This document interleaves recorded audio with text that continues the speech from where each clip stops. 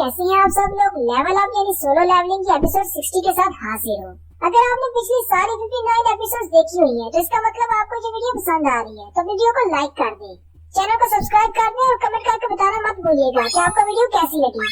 Last episode के and पे हमने देखा था जिनू माइकल कॉर्नर से मिलने के लिए होटल में जाता है, जहाँ पर माइकल कॉर्नर उसे कहता है हमारे पास वाकई में एक ऐसा हंटर है जो कि दूसरों की एबिलिटीज को बढ़ा सकता है। उसी वक्त वो अपने बंधु से कहता है जल्दी से मिसेस सैलर को लेकर आओ। वो हंटर एक औरत होती है। माइकल जिनू को बताता है पूरी दुनिया में यही एक ऐसी हंटर है जो कि दूसरे हंटर्स की छुपी हुई एबिलिटीज को जगा सकती है और उनकी पावर्स को इंक्रीज कर सकती है। उस हंटर का नाम नॉर्मा सैलर होता है। जिनू उसकी तरफ देखता और सेंस करते हुए कहता है वाकई में इसकी मैजिकल एनर्जी थोड़ी सी डिफरेंट है। नॉर्मा सैलर आकर उसके सामने बैठ जाती है। माइकल नॉर्मा से कहता है अपनी एबिलिटीज को संग जिनू के सामने एक्सप्लेन करो। नॉर्मा जिनू की तरफ देखती है और कहती है तुम्हारी आंखों के रिएक्शन देखकर लगता है तुम्हें इस बात पर यकीन नहीं आ रहा, लेकिन एक बार जब तुमने इसको एक्सपीरियंस कर लिया तो तुम्हें यकीन हो जाएगा कि मैं बिल्कुल ठीक कह रही हूँ। नॉर्मा आगे बढ़ती है और जिनू से कहती है जैसे कि तुम भी ये बात जानते हो कि हर हंटर की एक लिमिट होती है, कोई भी अपनी लिमिट को क्रॉस नहीं कर सकता, और अगर तुम एक रीअवेकन नहीं हो तो तुम कभी भी एक हायर रैंक तक नहीं पहुंच सकते। यही हंटर्स के लिए बेसिक नॉलेज है जिसे सभी हंटर्स जानते हैं।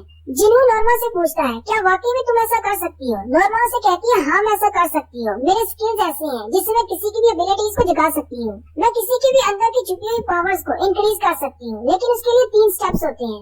माइकल जिनू से कहते हैं नॉर्मा बिल्कुल ठीक कह रही है, इसके पास एक रेयर एबिलिटी है, लेकिन जब ये अपनी एबिलिटीज को इस्तेमाल करती है फिर इसे एक लंबे अरसे तक रेस्ट करना पड़ती है, इसलिए हर साल सिर्फ एक ही अवेकनर को ये मौका मिलता है। जिनू नॉर्मा से पूछता है तुम्हारे इस तरीके का सक्सेस रेट कितना है।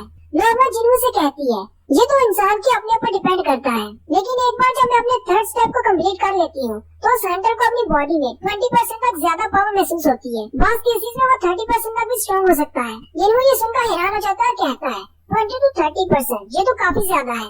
साथ ही जिनू सोच रहा होता है मुझे लगता है कि इसीलिए डांसो अमेरिका चला गया, अमेरिकन ने उसे भी यही बेनिफिट दिया होगा। आखिर ऐसी ऑफर को कौन रिफ्यूज करना चाहेगा जिसमें आपकी पावर 20 to 30% तक इंक्रीज हो जाए।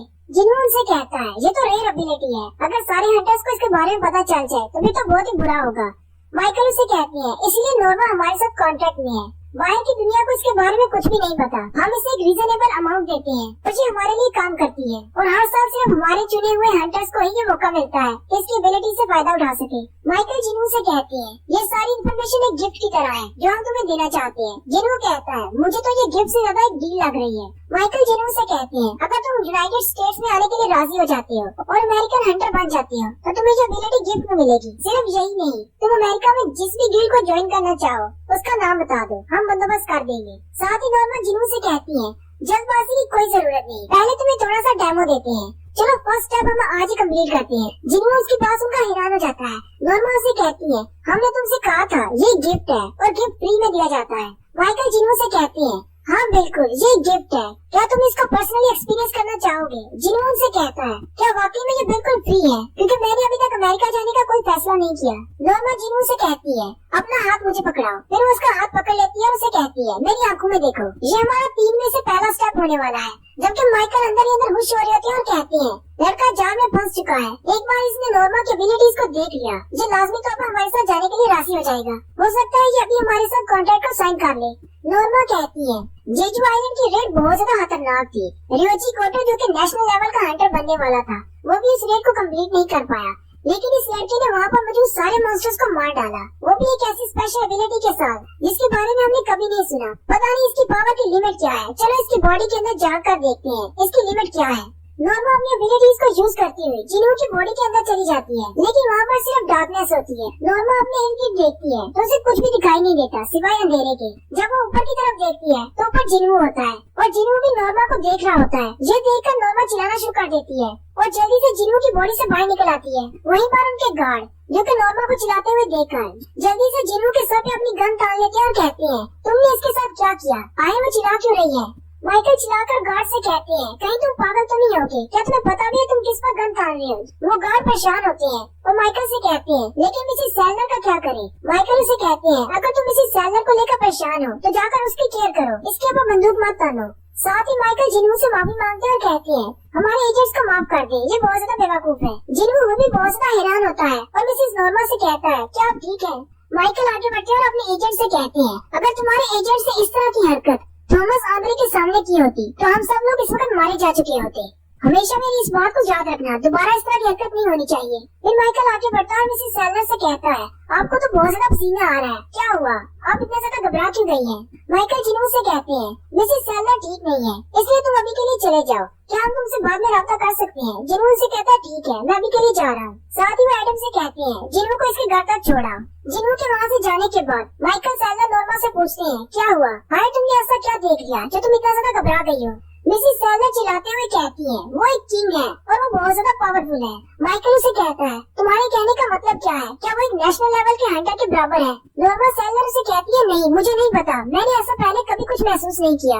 वो वाकई में एक किंग है, लेकिन बाकी सबसे बहुत ज्यादा मुख्तलिफ है। जब मैंने उसके अंदर जानकर देखा तो वो भी मेरी तरफ देख रहा था। उसकी बॉडी के अंदर जो भी था वो एक शैडो था। वहाँ पर सिर्फ अंधेरे के अलावा और कुछ भी नहीं था। और अगर सच में कहूँ तो इसकी कोई लिमिट ही नहीं, इसकी पावर की कोई लिमिट नहीं। नेक्स्ट सीन हंटर एसोसिएशन की बिल्डिंग का होता है। चेयरमैन गानी उदास होकर बैठे होते हैं और कह रहे होते हैं, हमने जेजू आइलैंड की रेड के दौरान अपने एक हंटर बियांगो को खो दिया। ये एक बहुत बड़ा लॉस है। अब आगे हमारी मुश्किलात बहुत ज्यादा बढ़ने वाली है, क्योंकि जिन्हों के बारे में बहुत सारे हंटर्स को पता चल चुका है। तो मुझे लगता है कि अभी तो सैक्रिफाइसेस की शुरुआत हुई है, आगे जाके बहुत कुछ होने वाला है। उसी वक्त चेयरमैन को कॉल आती है। चेयरमैन को बताया जाता है कि सड़क के दरमियान में एक बी रैंक का गेट ओपन हुआ है। चेयरमैन कहते हैं, अगर वो वाकई में बी रैंक का गेट है तो हम अपनी एवरेज स्क्वाड को नहीं भेज सकते। चेयरमैन उसे कहते हैं, मैं किसी बड़े गेट से रब्ता करता हूँ और किसी टीम को वहाँ पर भेजता हूँ। लेकिन साथ ही चेयरमैन कहते हैं, तुमने जो लोकेशन बताई है वो तो जिनू के गेट के बहुत ज्यादा करीब है, जबकि जिनू अपनी गाड़ी में बैठकर वापस जा रहा होता है और वो भी उसी ट्रैफिक में फंसा होता है जिस सड़क के ऊपर डंजन ओपन हुई है। जिनू खुद भी बहुत ज्यादा कंफ्यूज होता है और कहता है, आई नॉर्मा ने मेरी बॉडी के अंदर देखा क्या उसने सिस्टम की झलक देखी जिसकी वजह से वो बहुत ज्यादा डर गई? आई उसने मेरी बॉडी में ऐसा देखा क्या जिसकी वजह से वो इतनी ज्यादा डर गई? वो इतनी ज्यादा घबराई हुई थी कि मुझे नहीं लगता कि वो मुझसे दोबारा मिलेगी। साथ ही जिनू ट्रैफिक की तरफ देखता है, कहता है, आई आज ट्रैफिक के साथ क्या मसला है? काफी देर से मैं यहीं में फंसा हुआ हूँ। उसी वक्त जिनू को चेयरमैन की कॉल आती है। जिनू कॉल अटेंड करता है, चेयरमैन से कहता है, अब ऐसा क्या हो गया कि चेयरमैन को खुद मुझे कॉल करनी पड़ रही है? चेयरमैन जिनू को बताते हैं कि रोड के सेंटर में गेट ओपन हुआ है। जिनू कहता है, शायद इसी वजह से यहाँ पे ट्रैफिक जाम है। चेयरमैन उसे कहते हैं, मैं चाहता हूँ कि तुम जाकर उस गेट को संभालो। जिनू से कहता है, लेकिन मेरे पास कोई परमिशन नहीं है। चेयरमैन जिनू से कहते हैं, तुम्हें क्या लगता है इन गेट्स को क्लियर करने के लिए परमिशन कौन देता है? जिनू ने कहता है, हंटर एसोसिएशन वाले। चेयरमैन गानी उसे कहते हैं, और मैं कौन हूँ? मैं इस एसोसिएशन का चेयरमैन हूँ, मैं तुम्हें इजाजत दे रहा हूँ, तुम जाओ। नेक्स्ट सीन उस बी रैंक की डंजन की गेट का होता है। वहाँ पर बहुत सारे पुलिस वाले और कैमरामैन पहले से पहुँच चुके होते हैं और इसकी रिपोर्टिंग कर रहे होते हैं। उसी वक्त जिनू वहाँ पर आता है। एसोसिएशन की तरफ से एक लड़का वहाँ पर खड़ा होता है और जिनू से कहता है, तुम कहाँ पर जा रहे हो? बिना परमिशन के तुम इस गेट के अंदर नहीं जा सकते। लेकिन साथ ही मुझे देखकर हैरान हो जाता है क्योंकि वो जिनू को पहचानता है। वहीं पर ट्रैफिक में फंसे हुए लोग भी देखकर बहुत ज्यादा हैरान हो जाते हैं और कहते हैं, ये तो एस रैंक का सन जिनू है, लगता है जो इस गेट को क्लियर करने के लिए आया है। एसोसिएशन वाला लड़का जिनू से कहता है, चाहे तुम एक एस रैंक के हंटर क्यों ना हो, पहले तुम्हें परमिशन लेनी होगी। बिना परमिशन के तुम अंदर नहीं जा सकते। जिनू जल्दी से कॉल मिलाता है और कहता है, जरा इसको सुनो। चेयरमैन उसे कहते हैं, जरा उस लड़के को फोन दो। लड़का बहुत ज्यादा घबरा जाता है और कहता है, ये कौन है? जिनू कहता है, ये एक ऐसा बंदा है जिसकी परमिशन तुम्हें चाहिए होती है। वो लड़का जल्दी से कॉल सुनता है और चेयरमैन की बात मानकर जिनू से कहता है, ठीक है, तुम अंदर जा सकते हो। जैसे ही जिनू गेट से अंदर दाखिल होता है, वो लड़का गुस्से में होता है और कहता है, काश इसका पाँव स्लिप हो जाए, जिसकी वजह से इसके पाँव में मोच आ जाए। लेकिन जिनू जैसे गेट के अंदर दाखिल होता है, वो सारे बहुत ज्यादा हैरान हो जाते हैं क्योंकि गेट का कलर चेंज हो जाता है, वो एक रेड गेट बन जाता है। और रेड गेट के बारे में आप लोगों को पहले से ही पता है कि रेड गेट के अंदर अगर एक बार चले गए तो गेट क्लोज हो जाता है। जब तक बॉस को नहीं हराते दोबारा गेट अपीयर नहीं होता। वो लड़का हैरान हो जाता है और कहता है, कहीं ये मेरी वजह से तो नहीं हुआ? मैंने उसके लिए बुरा सोचा था और उसके साथ बुरा हो गया। जिनू गेट के अंदर चला जाता है और कहता है, मैं फिर से एक बार रेड गेट के अंदर आ गया। जिनू कहता है, डंजन का गेट गायब हो गया है, मुझे लगता है कि मुझे पूरे एरिया को क्लियर करना पड़ेगा। उसी वक्त जिनू को अपनी मॉम की बात याद आती है। उसकी मॉम को पता चल जाता है कि जिनू हंटर्स का काम कर रहा है। जिनू की मॉम से कहती है, अब हम इस बारे में क्या कर सकते हैं? तुम्हें रीवेकनिंग मिली है और तुम एक एस रैंक के हीरो हो, तुम्हें ये काम करना चाहिए। तुम बहुत सारे लोगों की जान बचा सकते हो, बिल्कुल तुम्हारे फादर की तरह, जैसे तुम्हारे फादर किया करते थे।